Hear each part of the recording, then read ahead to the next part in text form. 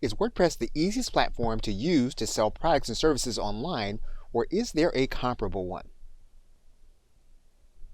Now, most web-based platforms like WordPress have as their primary function an effective way to organize and display content. They are typically classified as content management systems. They originate from the blog model, which is a content-based channel. However, these systems are often adapted to sell using plugins and themes to make them work together as an online store. But the adaptation process can be complex, as well as to take time away from the sales and marketing process of a store. It is for that reason that business owners are now turning to the Shopify platform to build their online store.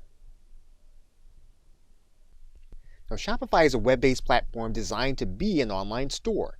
Users can sell digital products, they can sell services, users can sell physical products. It integrates with various ways to fulfill the orders that store owners may already be using. Now, these integrations give Shopify users an advantage once they know how it works and what it basically does. Getting this knowledge first is vital to determining what it may do for business owners. Now, there are a few basics that make Shopify an alternative for anything that a business is selling. First is understanding how to sell digital products on the platform.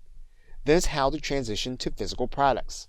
While these features aren't hidden, there are things that you can do with them on your initial setup that can help you to be more profitable on each sale.